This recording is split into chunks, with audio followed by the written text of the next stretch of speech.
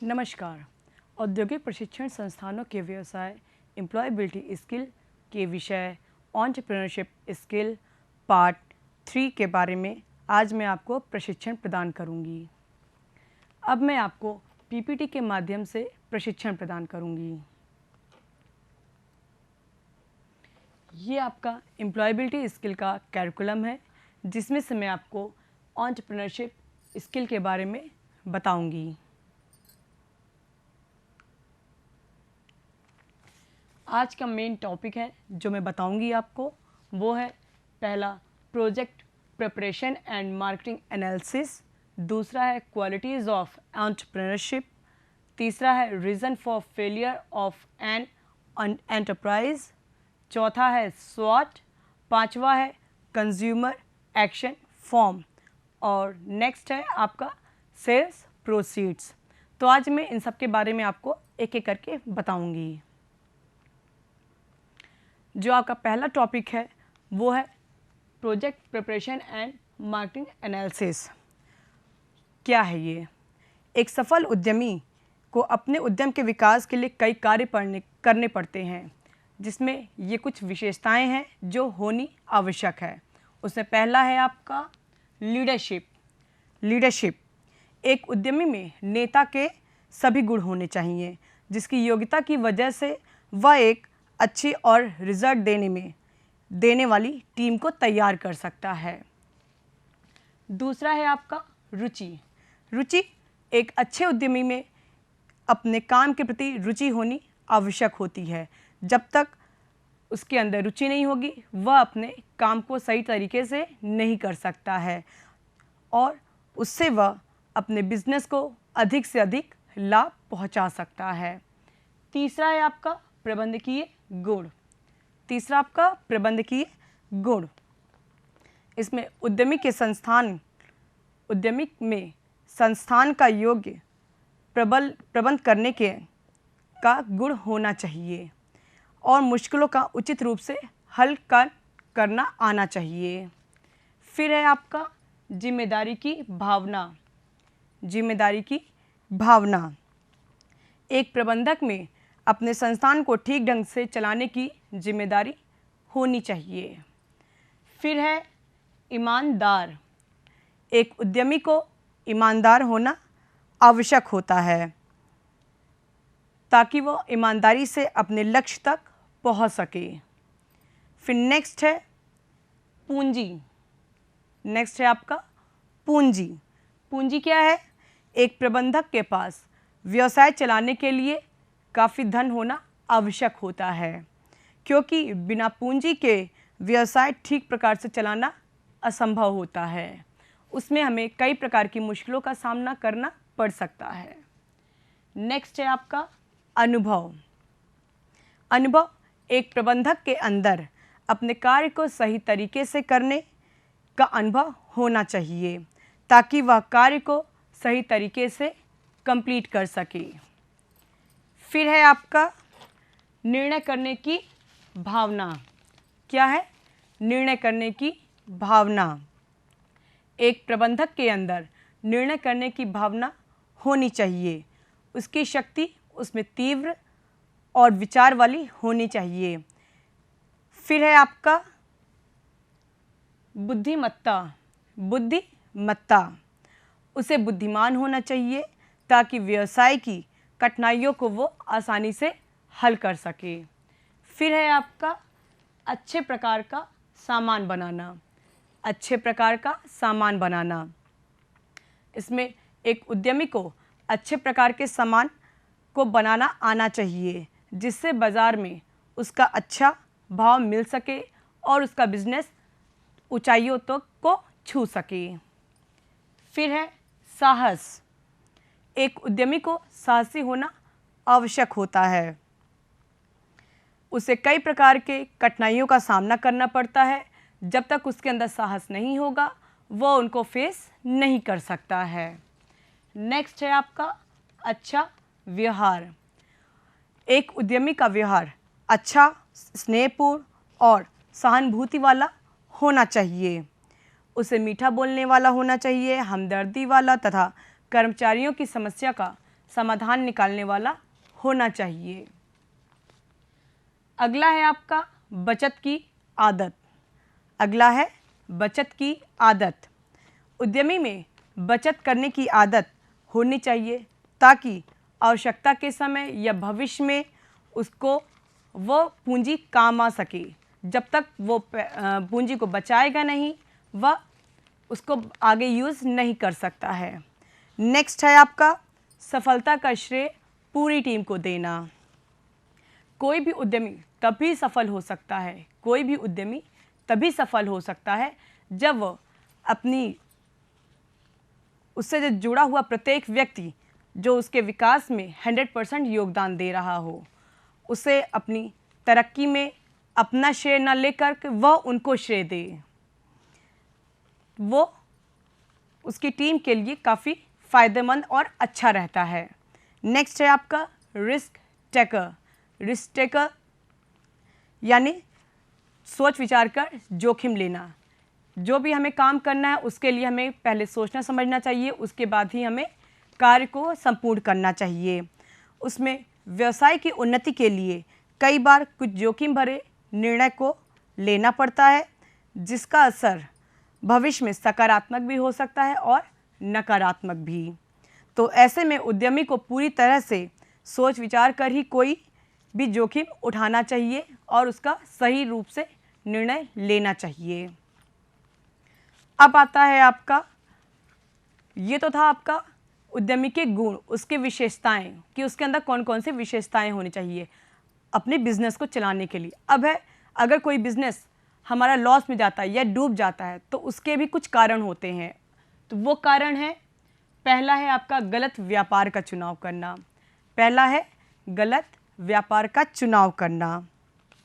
उसमें आपका आता है बिना पूर्ण जानकारी के, प्रशिक्षण तथा विशेषताओं के, बिना पूर्व योजना के। जब भी कोई नौजवान उद्यम शुरू करता है तो उसमें असफलता के आसार रहते हैं।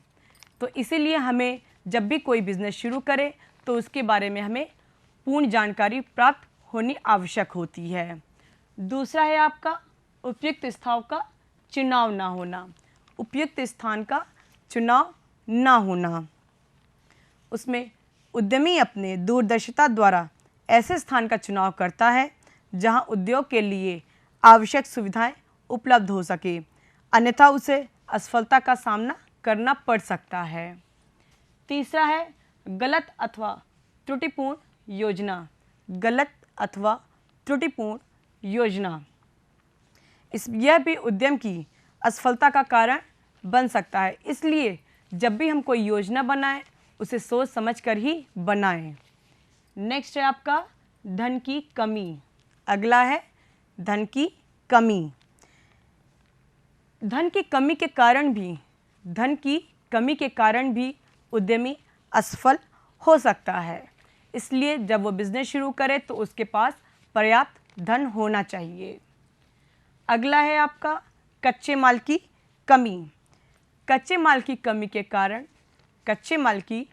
के कारण भी एक उद्यमी को असफलता का सामना करना पड़ सकता है। इसलिए उसके व्यवसाय में कच्चे माल की भी कमी नहीं होनी चाहिए। अगला है कर्मचारियों का गलत चुनाव। कर्मचारियों का गलत चुनाव। विशेष कामों को करने के लिए विशेष कर्मचारियों की आवश्यकता होती है।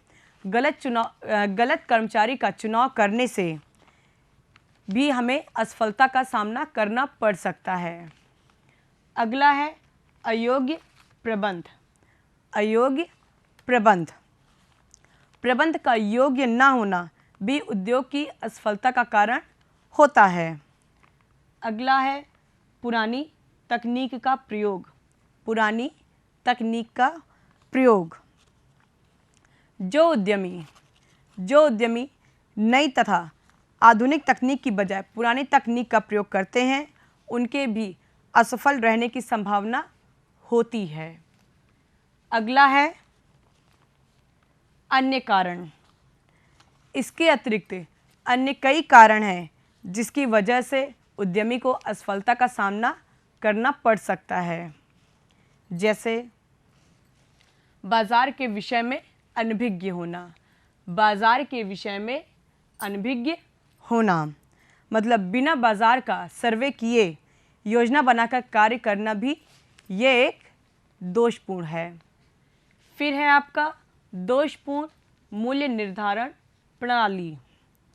बिना मूल्य का सही निर्धारण करने से बिक्री में कमी की संभावना बनी रहती है। तीसरा है विज्ञापन की कमी। तीसरा है विज्ञापन की कमी। बिना विज्ञापन के माल को बेचना आजकल असंभव है, इसलिए उद्यमी को इसकी ओर विशेष ध्यान देना चाहिए। अपना काम शुरू करने से पहले, अपने माल को स्टार्ट करने से पहले उसका विज्ञापन करना चाहिए। फिर है उचित मार्केटिंग नेटवर्क की कमी। उचित मार्केटिंग नेटवर्क की कमी। यदि मार्केटिंग नेटवर्क में माल बेचने योग्य प्रामाणिकता की कमी है तो यह कमी उद्योग पर बहुत बुरा असर करता है। अब आता है स्वॉट। अब आता है आपका स्वॉट। स्वॉट क्या है? स्वॉट से हमारा अभिप्राय है उस नियोजित औजार से है जो शक्ति, कमजोरियां, अवसर और मुसीबतों से व्यापार या परियोजना को सूचित करता है। स्वॉट का फुल फॉर्म में आपका आएगा, एस का मतलब होता है स्ट्रेंथ, डब्ल्यू का मतलब होगा वीकनेस, ओ का मतलब है अपॉर्चुनिटी और टी का मतलब है ट्रीट्स। तो पहले हम आपको स्ट्रेंथ के बारे में बताएंगे। स्ट्रेंथ यानी शक्ति। ये क्या है? हमें अपने व्यापार के उद्देश्यों को प्राप्त करने के लिए अपनी शक्तियों का प्रयोग करना चाहिए, जैसे सेल बढ़ाने के लिए, कम कीमत पर उत्पादन उत्पन्न करने के लिए। दूसरा है वीकनेस यानी कमज़ोरियाँ। इसमें हमें अपने व्यापार या संस्थान की उन कमियों को किस प्रकार दूर करना है जो हमें व्यापार के उद्देश्यों को प्राप्त करने में बाधा उत्पन्न कर रहे हैं। तीसरा है अपॉर्चुनिटी यानी सुअवसर। इसमें हमें अपने व्यापार के उद्देश्यों को पाने में मिले सुअवसरों का लाभ उठाना चाहिए। हमें किसी भी अवसर को छोड़ना नहीं चाहिए। फिर है आपका ट्रीट्स। ट्रीट्स मतलब कठिनाइयाँ। हमें दूसरे उद्यमियों के व्यापार से मिलने वाली चुनौतियों का किस प्रकार मुकाबला करना है वह आना चाहिए, ताकि हम उनको मुकाबले में हरा सके। ऐसा ना हो कि हम अपने बिजनेस को डुबा दें। तो ये सारे पॉइंट्स हैं जो हमारे एक अच्छे बिजनेस को स्टार्ट करने में बहुत ही इम्पोर्टेंट होते हैं और ये सारी चीज़ें आनी चाहिए। अब आता है आपका कारखानों का वर्गीकरण और प्रकृति के अनुसार उद्योगों का विभाजन। किस प्रकार से इसका विभाजन किया जा सकता है?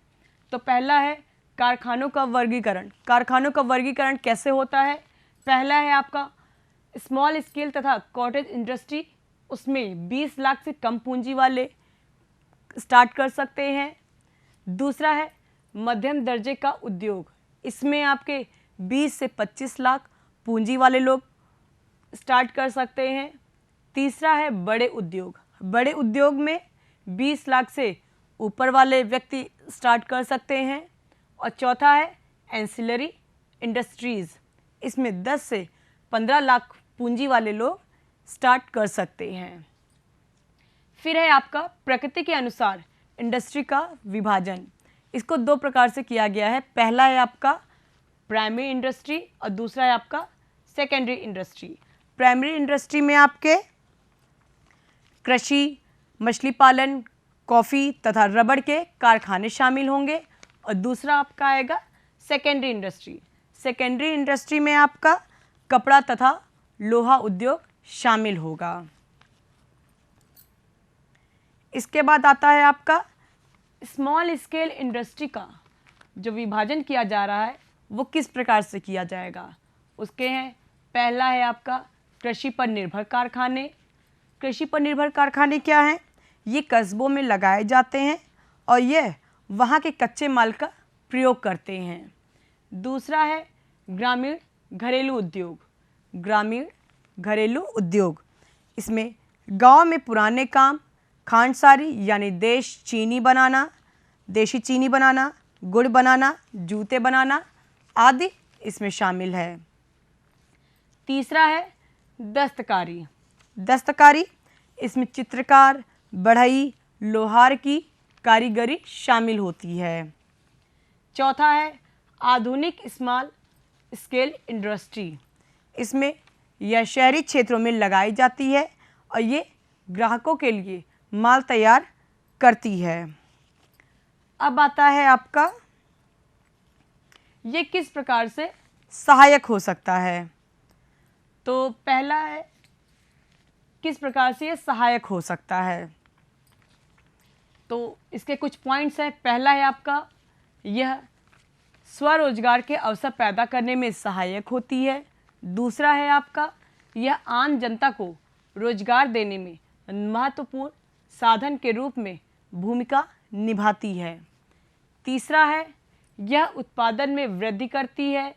चौथा है यह बड़े कारखानों के सहायक के रूप में काम करती है।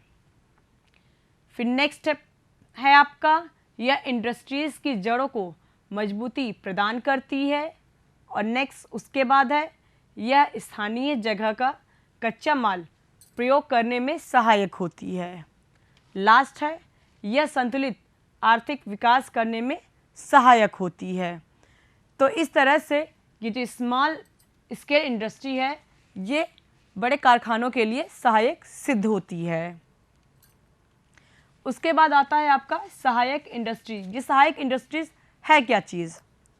सहायक इंडस्ट्रीज़ में वो कारखाना आता है जिसकी पूंजी 15 लाख से अधिक ना हो, जो स्वयं माल बनाकर मार्केट में ना सेल करें, बल्कि ऐसा माल बनाए जो बड़े कारखाने की किसी प्रोडक्ट को बनाने में प्रयोग में आ सके।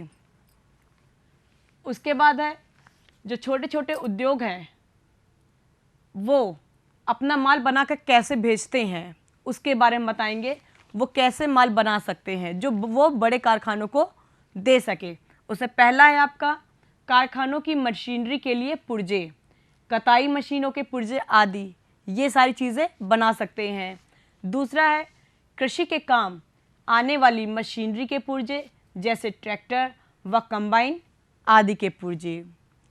तीसरा है मशीन के टूल्स। मशीन के टूल्स को भी बना करके एक बड़ी कंपनी को दे सकते हैं। चौथा है औजार और पांचवा है लोकोमोटिव शिप्स, समुद्री जहाज़ों तथा हवाई जहाज़ों के पुर्जे।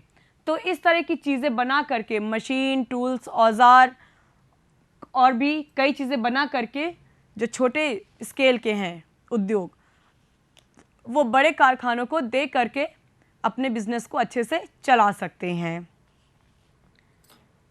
अब आता है आपका बिक्री को बढ़ाने के ढंगों के विषय में जानकारी हम प्राप्त करेंगे कि कैसे कैसे हम किस प्रकार से हम अपनी बिक्री को बढ़ा सकते हैं। अगर हमने अपना बिज़नेस स्टार्ट किया है तो किसी को हमारे बिज़नेस के बारे में पता नहीं है, कोई हमारे जो प्रोडक्ट है उसके बारे में नहीं जानता है कि हमने कैसा बनाया है, वो कैसा है, तो उसके लिए हमें एक कुछ एग्जीबिशन, कुछ प्रदर्शनी, ये सब चीज़ें लगानी पड़ती है जिसके ज़रिए हम अपना माल, हम अपने प्रोडक्ट को लोगों तक डिस्ट्रीब्यूट करते हैं। अब कुछ उसके हम छोटे छोटे सैंपल भी बना करके लोगों को दे सकते हैं जिसको वो यूज़ करें, उसको उसके बाद उसकी अच्छाइयों को जाने और ताकि वह हमारे बड़े प्रोडक्ट को ले सकें। तो उसके लिए पहला है आपका हम किस प्रकार से कर सकते हैं। तो पहला है आपका प्रदर्शनियाँ और मेले। ठीक है, तो प्रदर्शनियाँ और मेले क्या होते हैं। कई उद्यमी अपने माल को बेचने के लिए अपने माल के मेले या प्रदर्शनियाँ लगाते हैं। ये मेले स्थानीय स्तर, राज्य स्तर, राष्ट्रीय या अंतर्राष्ट्रीय स्तर पर हो सकती है। कई बार प्रदर्शनी से ही सेल शुरू की जाती है। इस प्रकार इन मेलों व प्रदर्शनियों से अपने आप ही संभावित ग्राहकों के बारे में पता चल जाता है। दूसरा है आपका प्रदर्शनी सजावट, खिड़की और आंतरिक सजावट। ये प्रदर्शनी सजावट, खिड़की और आंतरिक सजावट क्या है। तो वो है आपका प्रदर्शन से अभिप्राय है। प्रदर्शन से अभिप्राय है अपनी उत्सुकता को दूसरे व्यक्तियों के सामने पेश करने की कला है। प्रदर्शन वह चुंबकीय शक्ति है जिसके द्वारा दूसरे व्यक्ति को सरलता से खींचा जा सकता है। बिक्री में अपने माल को इस ढंग से पेश करना और इसकी सजावट करना कि ग्राहक स्वयं ही अपनी ओर खींचा आए। खिड़की सजावट बाहरी प्रदर्शन का सबसे आकर्षक, महत्वपूर्ण और प्रभावशाली ढंग होता है। खिड़की सजावटी से तात्पर्य दुकान में बेचे जाने वाले प्रोडक्ट से कुछ विशेष किस्मों को दुकान के बाहर या दरवाजे पर बनी अलमारियों या खिड़कियों में सजाना होता है, जिसको देख करके कस्टमर हमारी ओर खींचे आते हैं। फिर आता है आपका आंतरिक सजावट। आंतरिक सजावट क्या है? बिक्री की वृद्धि के लिए दुकान या स्टोर का प्रदर्शन बहुत महत्वपूर्ण होता है। इसका तात्पर्य है कि दुकान या स्टोर की विभिन्न वस्तुओं को इस प्रकार सजाकर रखना चाहिए कि ग्राहक स्वयं ही अपनी ओर खींचा आए। दुकान अथवा स्टोर की सजावट को खरीदारी में वृद्धि की एक तकनीक कहते हैं। फिर है आपका इश्तिहारबाजी। इश्तिहारबाजी मतलब विज्ञापन। व्यापार की वृद्धि के लिए ग्राहकों को अपनी ओर खींचने के लिए इश्तिहारबाजी अथवा विज्ञापन का सबसे सस्ता और आसान साधन होता है। विज्ञापन द्वारा उत्पादन की बिक्री बढ़ाने के लिए ग्राहकों को आकर्षित किया जा सकता है ताकि वे वस्तुएं खरीदने के लिए दुकान पर आएं। ग्राहक तभी वस्तुएं खरीदेगा जब उसका मूल्य, पैकिंग, निर्माण और प्रयोग लाभकारी होगा। अब आता है आपका मूल्य में कटौती। मूल्यों में कटौती भी उपभोक्ता वृद्धि की अच्छी विधि है। इस विधि के अंतर्गत ग्राहक को माल खरीदने पर विशेष छूट दी जाती है जो साधारण छूट के अतिरिक्त होती है। फिर है आपका नमूना वस्तु की छोटी छोटी मात्रा से है जो माल के गुणों संबंधी ठीक ठाक वर्णन करती है। ग्राहक को वस्तु के गुणों का पूरा पता न होने के कारण डाउट होता है मन में। ऐसी अवस्था में उनमें किसी वस्तु के मुफ्त नमूने बांटकर यह वस्तु खरीदने का ऑर्डर देने के लिए कायल किया जाता है। इसके बाद कुछ पॉइंट्स आते हैं आपके, जैसे बिक्री की कार्यवाही और उत्पादन के प्रचार की लाभ। तो उसका जो पहला लाभ है वो है किसी उत्पादन की जानकारी अधिकाधिक उपभोक्ताओं तक पहुंचाने का कार्य प्रचार द्वारा ही किया जाता है, यानी विज्ञापन द्वारा ही किया जाता है। दूसरा है उत्पादन के प्रचार से उसकी बिक्री में वृद्धि होती है। तीसरा है प्रचार से उत्पादन की मांग में वृद्धि होती है, अर्थात उत्पाद की मांग उसके विज्ञापन पर ही निर्भर करती है। फिर अगला है उत्पादन की विशेषताएं उपभोक्ताओं तक पहुंचाने की सुविधा विज्ञापन द्वारा ही ग्राहकों को मिलती है। पांचवा है उत्पादन की गुणवत्ता और उपयोग की जानकारी उपभोक्ता तक पहुंचाने के लिए विज्ञापन की प्रमुख भूमिका होती है। अगला है आपका उपभोक्ता फोरम यानी कंज्यूमर एक्शन फॉर्म। ये क्या है? उपभोक्ता फोरम लगभग पूरे विश्व में उपभोक्ताओं ने अपने संघ बना रखे हैं ताकि अपने अधिकारों को सुरक्षित रखा जा सके। यह संघ कई स्तरों पर बनाए गए हैं, जैसे जिला स्तर पर उपभोक्ता संघ, दूसरा है राज्य स्तर पर उपभोक्ता संघ, तीसरा है राष्ट्रीय स्तर पर उपभोक्ता संघ। और सभी ग्राहकों को सूचित करने के लिए या उनको जगाने के लिए रेडियो और टीवी पर जागो ग्राहक जागो का प्रचार कर रही है। इसके बाद आता है आपका छोटे उद्योग की उन्नति के लिए कौन कौन से विकास के कार्यक्रम लागू किए गए हैं। वो है, पहला है उद्यमिता का विकास। इसमें सरकार द्वारा उद्यमियों को प्रोत्साहन और पुराने उद्यमियों के मार्गदर्शन के लिए समय समय पर विभिन्न उद्यमिता के कार्य किए जाते हैं। दूसरा है उद्योग विकास केंद्र। इसमें लघु उद्योगों को भुगतान में बाधा की कठिनाई को रोकने के लिए नई लघु उद्योग नीति में लघु उद्योग विकास बैंक की संस्थाएं संपूर्ण देश में खोलने का प्रस्ताव है। तीसरा है उत्पादन मदों का सहारा। इसमें कुछ उत्पादों को सरकार ने लघु उद्योगों द्वारा आश्रय दिया है, जिससे इनके सहारे वाली वस्तुओं का उत्पादन बड़े उद्योग नहीं कर सकते हैं। अगला है आपका युवा इंजीनियर की सहायता का कार्य।